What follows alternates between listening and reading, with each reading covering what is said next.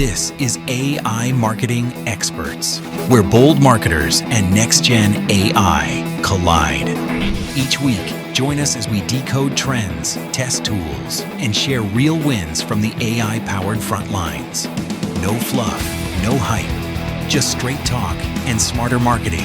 Tap subscribe and let's geek out on AI. Well, howdy, everybody, and welcome back to the AI Marketing Experts Show. I always ask that. Is it a show? Is it a podcast? I don't know what we are, but welcome to it. We've got a lot of stuff to go over today. My name is Chris Hunter. If you don't know me, I'm Chief Marketing Officer of roofingsites.com, and I'm joined today with John and Brad and Jen, and Laura is off gallivanting up in, where is she? Iceland? Iceland, yeah. Iceland, yeah. So she is up there. Brad is actually joining us from the Bahamas, so pretty cool for him, right? That he is joining us. But anyways, let's jump into today's topic, right? The first big thing, let me just get it out of the way, right? The thing that's happened in the AI world in the past couple of weeks has been GPT-5, right? Has been released out in the wild. What are the thoughts that you guys have on this? And I'm going to start with John on this one. What's your thoughts on GPT-5 so far? I was blown away at first, and then kind of seemed to run into a few issues. I find it a little bit slower. You have to kind of keep reminding, like, oh no, I want a quick answer, not a slow answer. And I've had it bogged down a few times and things like that. I don't know if that's overuse or like there's so many people jumping on it, or if it's running so many things in the background for lots of people, server load, stuff like that. But I'm finding a deeper level of research coming out of everything. So when you do need depth, it's there. And that's what I've kind of really noticed. That I'm getting more fulsome answers. But sometimes if you just want a quick answer, it's taken forever. Yeah, 100%. Jen, what are your thoughts on GPT-5 so far? I really didn't like it at first, but it's growing on me a little bit. I do want my O3 back, though. I really want it back. And so I've noticed that when you're in a new chat, it now has legacy models. It has that option that you can go to legacy models and choose GPT 4.0. 4.0, yeah. But that's it. But if you're in a custom GPT that was previously made, it says you can choose your legacy models, and then it has several, maybe all of them, but at least several listed. Yeah. And so I'm perplexed by that. Like, why is it there and not everywhere? I know that the thing about GPT-5 is that it's supposed to choose the best model for you or for the prompt, but I'm not thoroughly convinced that it does that all the time. So, and just letting you know, I just looked at it real quick and opened up a new chat. And this is my Plus account. I don't know if it's different than a team account. I haven't checked that out yet. But in my Plus account, I was able, on my legacy models, it shows 4.0, 4.1, 03, 04 mini right now. I think that and I noticed that this morning, right? But I think that OpenAI finally listened to everyone screaming and yelling and posting bad things about them and all that kind of thing. And they've released those, I think, back, in as available to be able to get that. So anyways, that's, it's by the time that everyone's watching this or listening to this, there's going to be differences, obviously, because they change so much so fast. So Brad, I know you're on vacation. Have you even used ChatGPT since you've been on vacation down in the Bahamas? A little bit. I mean, I did see it available on my ChatGPT mobile app, and it looked like it just defaulted to 5. What I've seen just scrolling socials and some of the AI groups I'm in, everybody kind of met it with excitement, like, oh my gosh, we've been waiting, here it is. And then a lot of deflated. Oh, wow, there's issues. But I truly think, like what you're saying, Chris, is these things will settle down, they'll straighten out, because at the end of the day, most people know what ChatGPT is compared to GenSpark or Gemini or all these other ones, even though we do. But I would guess that they would really have to continue to up their game because the competition is so fierce and is changing so fast. I mean, and truthfully, if you think about it, whether it's business owners or just everyday folks, most people are not tuned into this stuff like we are. I mean, I was showing some things to my kids and my grandkids the last few days, and they're blown away because they haven't experienced it yet. So, you have to think, I don't know what the statistics are, or if there's, obviously it could change, but how many local business owners or small business owners, medium business owners, how many of them out there really are dialed into this at all? Sure, there are people out there that have teams already, and they're trying to create as many powerful agentic teams or whatever it is out there right now, the bigger companies or medium companies, or whatever. But for the most part, most people don't really have a clue. And so that's where I'm really I'm grateful that we can bring as much information to the table as we can. I'm looking forward to spending more time with it, but again, it's going to vie for my attention because, Gemini, for example, I upgraded to one of their AI. I think it was Gemini AI Pro or something like that, where they give you a month for free to try it out, and after that, it's still only $20. So it has a lot of cool features. So I won't go down that rabbit hole, but so far, what I'm hearing is there's a lot of excitement and skepticism. So we'll see what happens. 100%. Yeah. And to tie in a little bit, so Wired has a really good article on sort of what happened and what Sam Altman's doing about it. Tech Radar, another one talking about sort of, where those stopping points are, where, it gets really good at answering, going deep on, part A of your question and then bogs down on part B and stuff like that. And then even Matt Wolf, just a guy on YouTube that has been in the AI world for, I don't know, a couple of years now, really good YouTube channel. He came up with a video, I think even just yesterday, on things you can do to sort of, if you are a power user. So again, as Brad said, the average person probably doesn't notice anything we're talking about. But for a power user who has the option to jump around, there are some really good sort of accommodations or hacks or ways that you can say, hey, let's get it working a little bit better, like in your setups and things like that.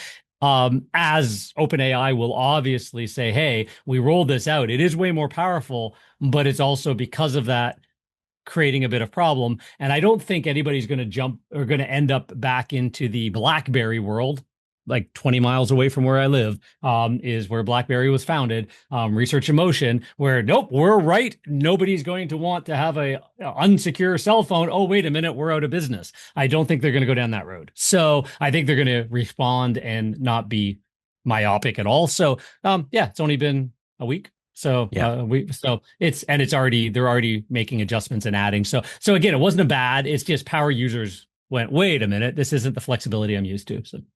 And 100%. I think also some of it comes down to adapting to change. Like in general, people don't like change. We don't like change. And for us, I know in the website world, WordPress, for example, has made changes, along the way. And these changes come out and it's like, oh, we're not going to use WordPress anymore. Like WordPress is going to go downhill. And, but a lot of people, did you say they have?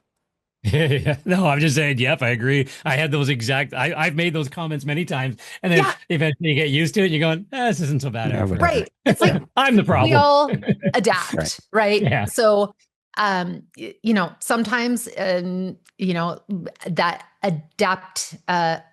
that adapting period is just maybe a little painful.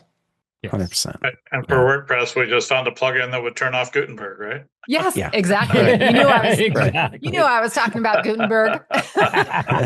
Yeah, 100%. Yeah. So, my issues so far with GPT-5 has just been, it's kind of underlying issues that are really kind of driving me nuts a little bit, like the ability or non-ability to call other custom GPTs, because we have a system. We've all been trained by Jonathan Mast, and Jonathan, showed us how to create a layered system, right? That help us get better outputs, right? So meaning that we have an organizational GPT for us, for our clients, so it knows more information about us. And then we, in the older GPTs, would be able to call, right, the specialist GPT, right? So if we were trying to write an article and we wrote an article within one chat, and then you in that same chat then would be able to call another GPT to come in and do the social post for that, right? It just has way more context, and just the outputs are way better. Well, so far, and it might just be my account, I don't know. I hit refresh every once in a while to see if it's going to work, but it ain't working for me, right? And that's been the thing that's driving me the most nuts. The outputs seem to be okay. The speed I haven't noticed yet on it being slow. And I would consider myself a power user. I think all of us on this are considered power users. So, but that's my biggest drawback. I don't like the ability or inability to be able to call multiple custom GPTs within one custom GPT, or even a regular chat. You're not able to. I'm not able to put the @ symbol and call that custom GPT into that chat. And the downside of that is Claude has that in it now. Like, what's the name of that, Jen? We were talking about it before, but it's not Claude projects, but it's that ability to create that entire hierarchy of here's the project director, and then if it needs to call in a coding, vibe coding, and then blah blah blah, and you can just build it on, just say, I would like this app built, a website to sell it on, and a series of emails, and blah, and say go. And with a little bit of oversight, it jumps around through all of them. So the ability to at least pull in a second custom GPT into a main workflow is sort of like way back at the beginning, but it's still valuable because the other ones are running faster now. So that one issue with 5 has forced me to move some things to Claude, just even if it's for a temporary fix, to be able to stack those tools that we can't do in ChatGPT right now. So it's moved me over to Claude. Well, and it's a good reminder to all of us, right, that we should have backup systems, right? Because yes, if OpenAI completely messes something up, right, we want to have that backup system. I did that.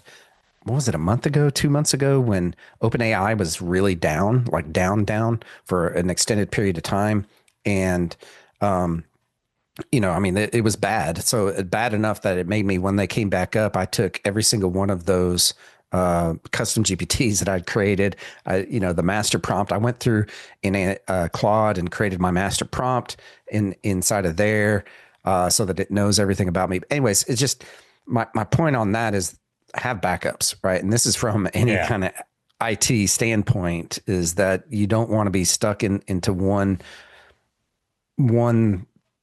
anything, I guess, whether that's software or anything like that, and to have your backups. So, and I think they're called artifacts, is what you're talking about earlier. They're kind of like the custom GPTs. Is that correct? Yeah, I think that's right. Yeah. I keep forgetting the names they use. They're all different, but yeah. Mm-hmm. Yeah. Another aspect that that I've run into is because I think you guys know that I do some custom GPTs for clients. And when 5 first came out, and it just that first couple of days or few days that it was like really struggling. It was rough. What I heard is that on the back end, there was something that wasn't working to do that automatic model switching that wasn't happening. I mean, I don't know if that's true. I don't work there, or, I'm not privy to that information, but word on the street is that was the issue. But my clients who have custom GPTs, something like that is happening, and they don't know that it's the model issue. It's the, they don't, They just know that like it's not working as it's supposed to. And so um, I guess I'm just bringing that up because technology breaks. Technology. I mean, things do happen, and it just goes to your point that like you need to have a backup. But also sometimes it's not what you expect it to be. Yeah. Like sometimes you think the problem is one thing, but it's something else. So Yeah. 100%. Yeah, and we're 100%. playing in other people's sandboxes, as we say. Mhm. Like, when you're, Right. we've all as business owners had our Google Maps listing not rank in the 3-pack out of the blue, and then or we as agency owners get those calls. Well, I'm looking and I can't see it, or a tool set that is built on a platform goes down for a day. What was that, a month ago when Google Cloud went down, and everything from Spotify to CRM systems to everything. And we ended up with like 15, 20 messages going, why is this one service we provide down? And it's like, I had to take screenshots of like major news outlets going, this is a global cloud stack, Google Cloud Stack problem, including all of this, because otherwise, in the old days, that was your IT provider. That was their tool. Everybody built things independently, and it cost them hundreds of thousands of dollars. Nowadays, platforms are built and we build on top of those platforms. So if the platform goes down, it wipes out, like it pauses or wipes out. And again, a lot of stuff to Chris's point, having all of your backups, like if you're writing prompts and you're doing like that, have a Google Doc or a storage place and a even a spreadsheet and stuff like that, where you identify the build that you've had, version 1, version 2, version 3. So if the whole thing goes away, you go back to the files you've kept and rebuild it. It's not like, oh my gosh, all my work is gone. Like, you don't want that moment. So it's like the old days of blue screen of death on your computer. Yeah, exactly. Yeah. And going further into that is that if you have all of your storage in, let's say, Google Docs, right, whatever that it is, I would also further say have a backup of that, right, as a Word document inside of OneDrive or something like that, right? If it's that important, make sure you back it up. And this goes beyond AI and all that kind of stuff, what we're talking about, and marketing and all that kind of thing. But just from a general standpoint, it's just good. Well, think of your employee training process. Right? Your employee training process, where it used to be a written manual, now it's on a computer. And that's how you train every new roofing, salesman or technician you bring in, carpet clean, whatever. And that's your whole onboarding process now. That's the same idea. We might be helping getting these written quicker and updated with AI a lot faster and stuff like that. But don't leave them in, like, use the same rules of good data management. 100%. Fine. All right, so let's switch gears a little bit here and let's talk about our next subject, video. How are we, right, us four on this call, how are we using video for marketing right now and using AI and video? I'm going to start over here, Jen? With Brad, because Brad, I was going to say, Brad, he's quiet. Brad's the man with the video stuff, right? How are you using it right now, Brad? So, I've been really enamored with video marketing for as far back as I can go. I literally remember buying a domain name when I was first getting started nearly 20 years ago, videomarketingtoday.com, I mean, I don't even think I have it anymore, but that's how far back I had an interest in it all, and really thought, that far in the past, how much video could transform and change how we consume content, how we do marketing for our own agencies or for our clients. And it's really an exciting time because it's rapidly evolving, it's rapidly changing. We use a handful of different softwares, but I mean, there's so many things you can do now with, whether it's Gemini or Grok or what have you, where you could take a video of an image of your grandparents and pop it in there and then hit go, and then it brings them to life. And it's like, whoa, this is crazy, and obviously there's VO, there's Midjourney, there's so many different ones now that are out there that when it comes just to the LLMs in general. What we've done for several months, or really in the years now is we've utilized AI software, not just direct LLM so much, but HeyGen is kind of the leader of them all, and they continue to evolve and really perfect what you can create where you're using avatars, as they call them, and feed in a script to make it, have it say what you want it to say. You can use several of these where it injects B-roll footage and subtitles, and there's just a lot of them out there that are really cool.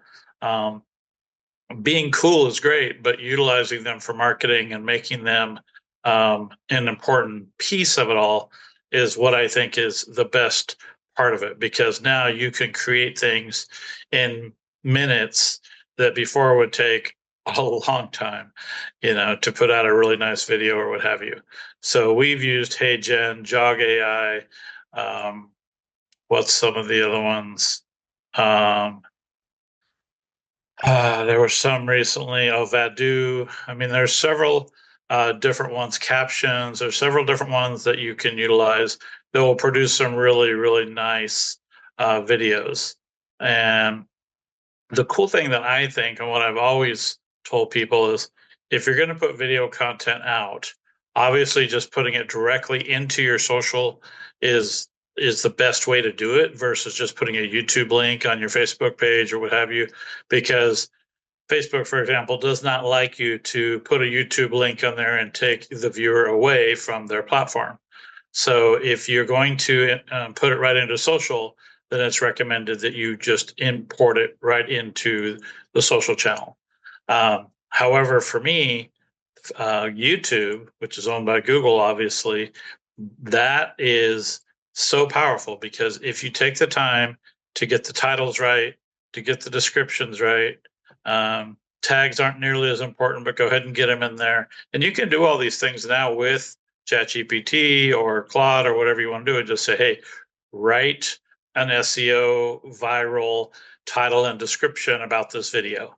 And so it will spit that out for you. And then, of course, you could tweak it if need be. Again, these are things that took so much time before that now it's a push of a button.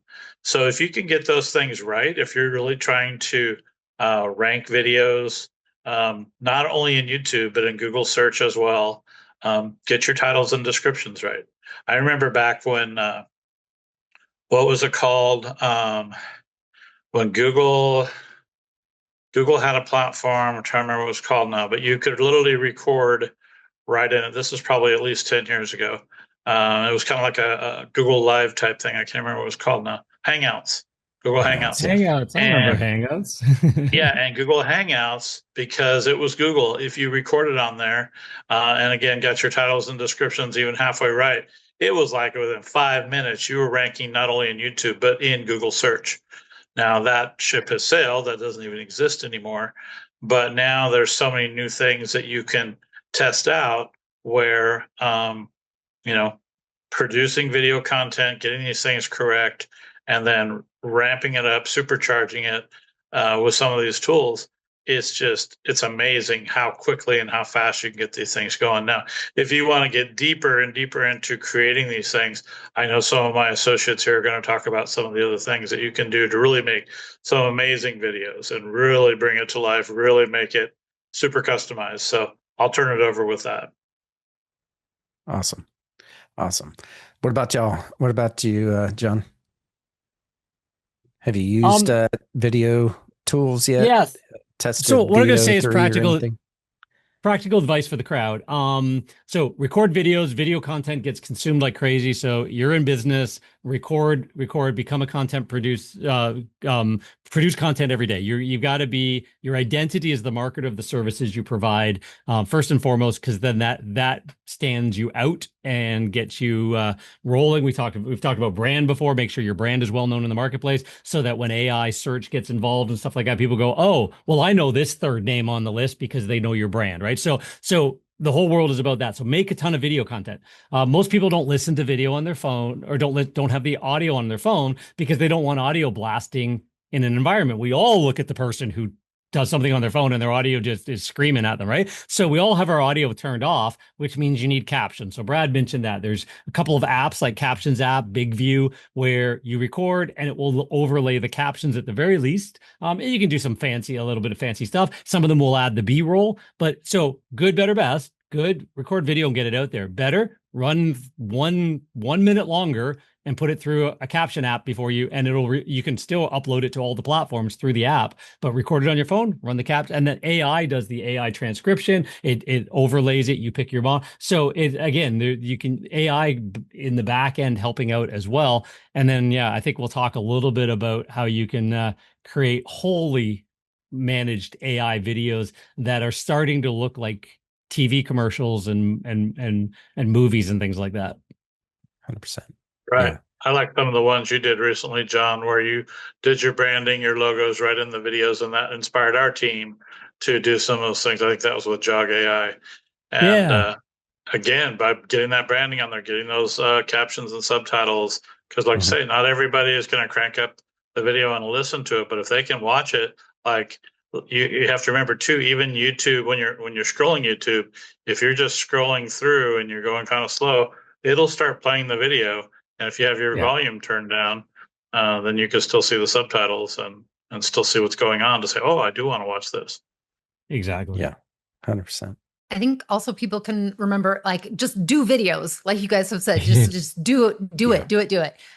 But you can also, you can record 15 minutes, but remember that like a lot of people are like, when you're looking on socials or when they're looking on socials, they're not going to, watch 15 minutes. Like they just aren't. But there's AI tools that you can use, like Opus Clips is a good example of one. You put your video there, and then it chops it up for you so that you have those little bits. So super important. But I'm going to keep my tips like super, super short because I'm looking forward to hearing more what Chris is going to share. Like I think what you have going on is pretty cool, and I want to hear more about it. So it started out this morning, right? I was just like, I'm constantly needing to create new videos for ads, right? We run Facebook and Instagram ads for ourselves. And my ads guy is always saying, hey, can you give me more videos? Can you give me more? I need something here. So I sat down this morning, and I want to say it took me about an hour, okay, to figure it out. And I don't think it'll take as long next time that I do it. But essentially, I used 3 tools, and I'm going to show you here in a second exactly what I did here, because I think that'll be super valuable, not only for our viewers and listeners and stuff like that, but for y'all right here to see kind of what my process was and why I thought through these things the way that I did.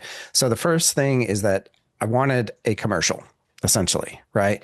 And I wanted it to portray my brand, roofingsites.com, right? And to be able to sell our services. And so the sole purpose of this is literally just going to be able to run ads on Facebook, Instagram, as well as YouTube, okay, towards a very targeted audience and all that kind of stuff, right? So here's the 3 tools that I used. The first one I used, obviously, ChatGPT. I needed it to help me with my script, right, and my prompt to feed into the next tool. The next tool is Envato. What's the exact name? Envato AI Video Gen, okay, which is a tool that I've had for a while, have not played around with it. Had my project manager was playing around with it. Looks like, for videos here and there when it first came out. Now it's now using, and I was reading about this. This is why I jumped into it this morning. Envato uses VO3. Okay. Now, if you don't know what VO3 is, that's the newest Google video creating tool. Okay. So Envato, which has always been known for like their themes and their plugins and stuff like that for WordPress and a whole bunch of other things like that I've known about them for years, but they created this tool it's a whole suite of AI tools that you can use to help you create creative type things. Right. So anyways, I jumped into it, and that's the second tool that I used, which was the Envato AI video gen. I have to look over here because I have to remember exactly what it was called. All right. So the third tool that I used was Descript, right? Descript, and I've got that as a video editing tool. It's a podcast tool. It's a way to be able to put your videos in there and very easily, chop them up, do whatever that you need to with them, right? So it also has some pretty cool AI stuff built into it. But just that being known, those are the three main tools that I used. Okay. All right. So let me see if I can share my screen here and I'll show you exactly what my process was. If I can get this over here. Okay. So I first started out in ChatGPT, as y'all can see here. Now, just one quick note. I have ChatGPT talking to me like he's iced tea. Okay. I don't know why. I just we won't judge. Right. I got no bored judgment zone. how it was talking to me. So it's like, anyways. So I started out asking it if it was even aware of Envato AI video gen, right? And so and I like doing that simply because it ensures that it knows the latest things, right? And I just want to make sure that since it's using VO3, since it's using that it had the latest type of information. Now, it had, by the way, it knows that you have 30 videos a month. I don't know why Envato has it limited to that. Like you can't purchase new credits or anything like that, like you can with VO3, kind of a thing. Okay, so just know that. Anyway, so I gave it a prompt, right? That honestly I'd had Envato create. Okay, so when I first started it, I just put in a basic prompt. And then there's this little magic button that'll create a bigger prompt, okay, for you.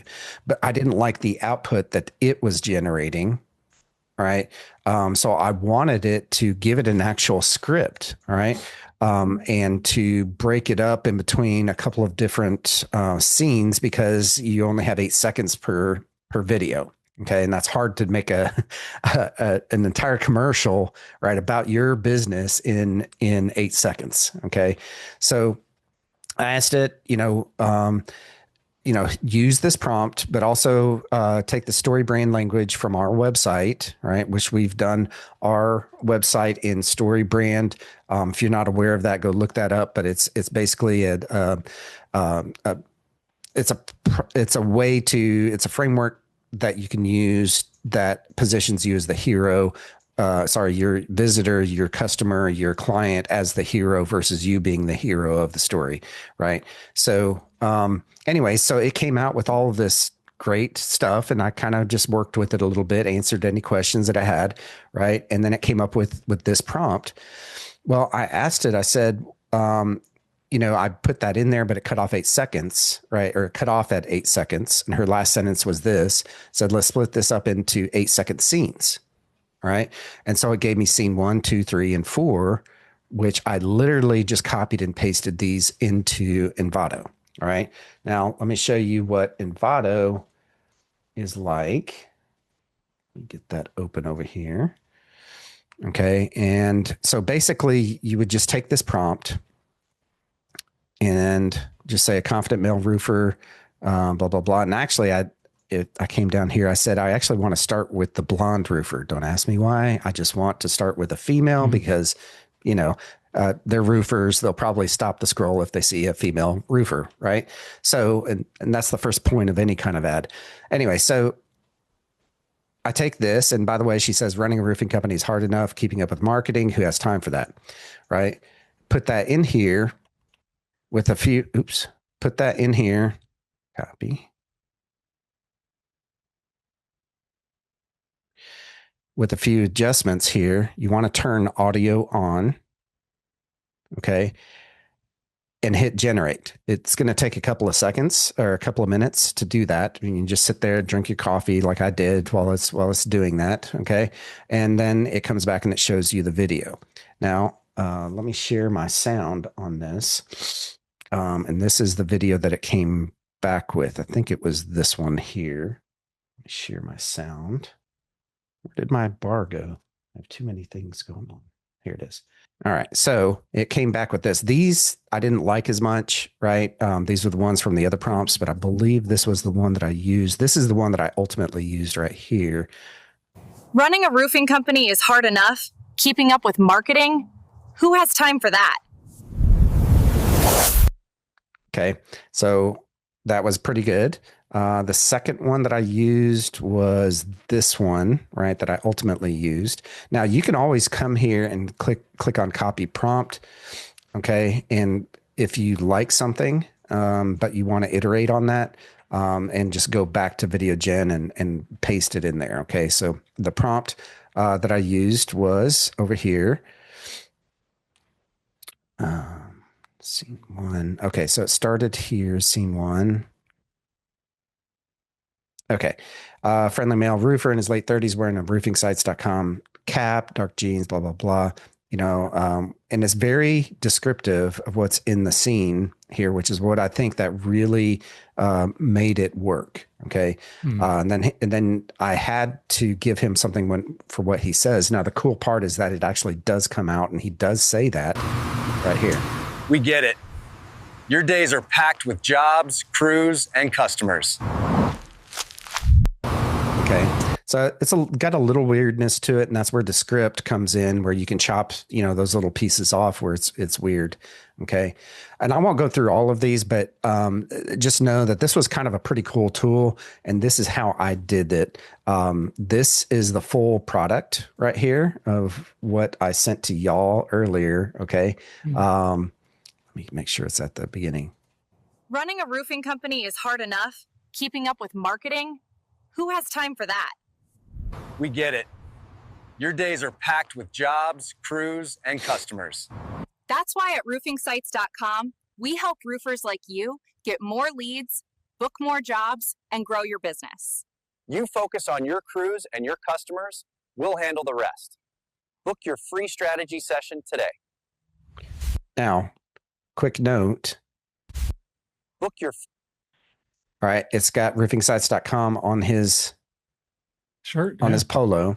It's not my exact logo, but you know what? It's pretty darn close enough that I don't care. Right. Another thing to note is that this is pretty realistic. Like I think I would be hard pressed to, if I didn't know that this was AI, to even know that this was AI. Okay. Where I see the possibilities of this, honestly, is that we can now, as marketers, create these videos for our customers, for our clients. Okay. These commercials that they would have to pay $5,000-$10,000 of video production time and post editing in order to achieve. And I know this because I've got a client who literally just did it. Right. And we're using that video, in their marketing, in YouTube ads and in meta ads, on Facebook and Instagram and so forth. So what got me excited about this whole thing this morning, why I sent this to you guys, right, and why I'm sharing it here, because I think that this is and I hate this word because it has been used so freaking much in the AI communities. It's a game changer, but I think this truly is, right? This will allow small businesses to really up their game on their whole marketing, right? And I love your idea, John, about using it for short clips and so forth. There's a lot of possibilities here. Okay. Yeah. Anyways, I thought that was a pretty cool. And you could take it into any video editor. I'm already paying for Descript and we have it as a tool, and I'm very, knowledgeable about it on how to use it and so forth. So, but you can use any video editing tool to take out those weird pauses, those weird things, put the captions in, right? Have some transitions. And at the very end, if you noticed, I had just a little title screen with our logo and our website and a call to action. I kept it simple. So, and I think a word of caution with people going down this road, because we all get frustrated when we try the thing that it breaks it, would be, it's no different than trying to get images done in Midjourney that include equipment and you know exactly what the equipment should look like, and it renders something not quite exact because it doesn't really know what a Bobcat XR75 blah blah blah is with, or whatever, right? So Yeah. yours had nothing in it that needed, you were like, Skyline, that's pretty generic, things like that. You weren't trying to say have a, a woman roofing person, representative standing on a roof holding a black blah blah shingle, model number, or whatever. You weren't trying to, or holding this tool or holding. So just word of caution, if you're going to do it, if you're going to go out and play with any of this stuff, don't try and don't be frustrated if you try and get it to do, standing in front of my van with a Butler truck mount system running in the background, a 450 PTO driven, whatever. No, you ain't going to get that. It's not going to be exact, right? It might, but I mean, it doesn't hurt to try, right? Yeah. But if you've only got 30 credits or 30 videos a month, you might want to kill. Yeah, you could kill one or two on that kind of tool. But yeah, you could say standing in front of an average residential home, right? Then that would be easier, right? So an easier lift. So just think of the sort of the limitations if you try and go down the rabbit hole too far right now. So yeah, 100%. So well, and I've used Envato for years, whether it's themes or graphic assets or plugins or what have you. And I did glance at this a couple of months ago, but this is something definitely to look closer at. And of course, you can get VO3 and a lot of things are allowing you to use VO3 now too. You can go directly to the source, of course. Like I say, we recently upgraded to a Google AI subscription for free for a month. I believe it has that in there and some other things. So you can get it in a lot of different ways. A lot of different AI tools will have it in there. But again, it comes down to credits and different things. So it'd be interesting to see how Envato goes forward, because like say 8 seconds, you only get 30 credits or 30 videos.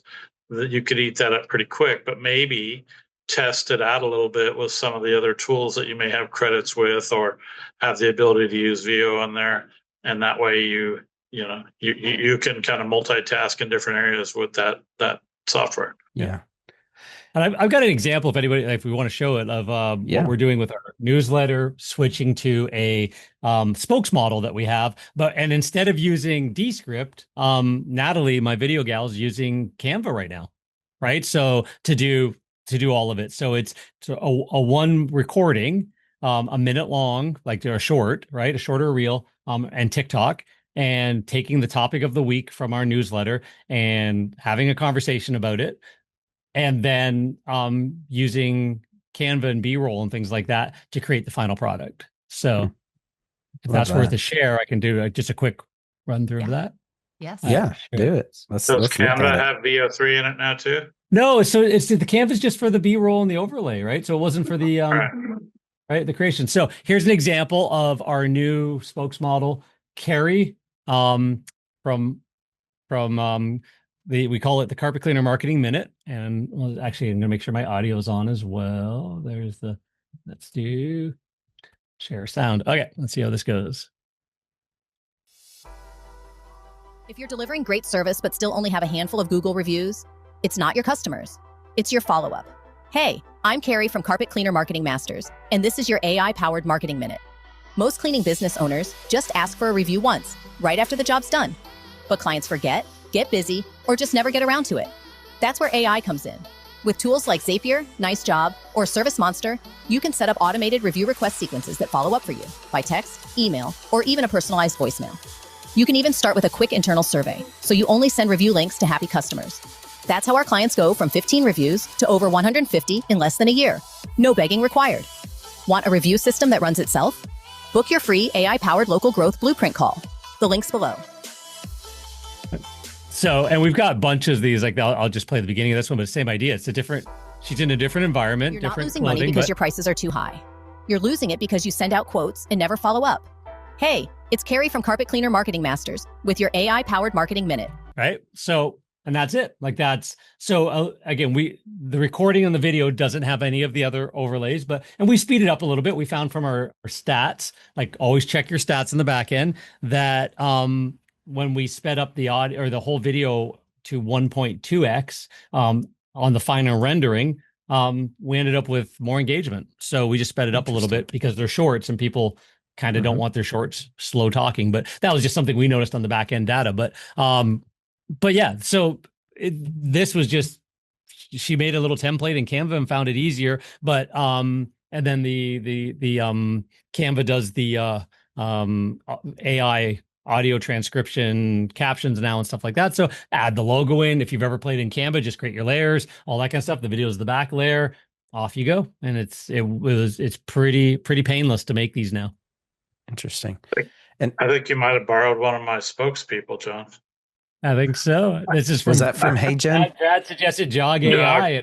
Jog AI. Carrie's one of the girls. Okay. There you go. Okay. Awesome. All right. So use Jog AI and Canva to build that out. Yep. Awesome. Yep. So not as sophisticated as yours, not as advanced. Like yours looks really cool as a layered commercial. Like when you showed it, I was like, wow, that looks like one of those team video commercials that you see from corporate America and stuff like that. That's great. This was more modeled after the Maha Minute is what I saw. It was like Brad shared Jog. I saw the Maha Minute show up on TikTok and went, wow, we have a content that should come out. I'm not going to record myself. I should, but I'm not going to record myself every day. Why don't we create a spokesmodel person to do it? And there you go. That's pretty cool. And that's a great idea, is that you don't necessarily need in this day and age, you specifically doing it. I mean, none of my roofers want to do video, right? None of them do. Yeah. Actually, I take that back. I have one that is really good about it, but the rest of them, none of them want to be the face of the actual company, which is to me odd, but it is what it is, right? So getting that $1,000 machine out and actually using it for video, if you're not going to do that, this is a great alternative. Honestly, I think that it is a very, very good alternative, and it's just getting better. So, all right. Well, a quick aside to that is we have done video avatars of myself, and then we feed it scripts and what have you to create new videos. Now, is it perfect? No, but I show it to people, and before I even say this is AI, like, wow, that looks really good, man, because it does have the captions and the B-rolls and what have you. But if you look closely, it's certainly not perfect, and some people will catch on. Okay, yeah, it's clearly not Brad talking, but it's where John says good, better, best. I said this. I would say this is at better level. Yeah. Yeah. And it's getting better also. Yeah. So did you use for years, Brad? Do you use HeyGen for an avatar of yourself, or is that still HeyGen and Jog AI? Okay. All right. Yeah. Which one is better, would you say? My team creates them, and I don't always necessarily know what they're using, but I think the main ones we're doing are Jog AI, just because we have more of a enterprise account. But they're both going neck and neck right now with advancements and lip sync and just overall making it look realistic. They're always trying to one up each other, and I'm sure there's other platforms out there too, Synthesia and some of the other ones that have been around for a while. But I think Jog and HeyGen right now are the top, and I would say HeyGen is probably a step up, but not by much. Interesting. Yeah. And Brad might not even be with us, right? Brad might not even be with us right now. This could be the AI version of Brad. I know. I was about to say, is that even you, Brad? That's right. I'm going to start melting and falling apart. Now, that will be the key when they get to that point where I can just send my avatar that knows everything that I've ever said, and you put that into Zoom meeting, right? I think that would be the ultimate.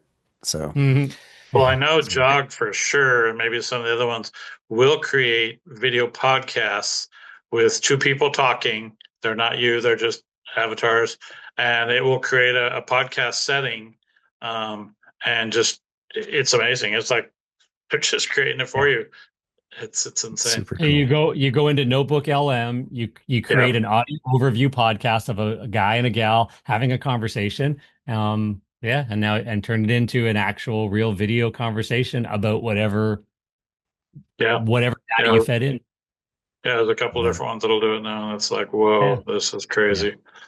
Yeah. Love that. All right, guys. We're at the top of the hour almost here. So thank you so much for sharing all of your tidbits with all of us. To all of our viewers, listeners, whoever, whichever platform that you're on right now, be sure to hit a big Aggie. I'm an Aggie, a big Aggie gig 'em right there. What is that? Like our, What is that it's a Aggie like. gig? It was so nice of all of these platforms to do gigums on everything, right? That's right. But anyways, click like, subscribe, all that kind of stuff. Come back next Share. week, and we will Yeah. be here talking about AI and marketing and geeking out on all of that kind of stuff. So be sure to come back. Cheers, everyone. Thanks, guys. See you next time.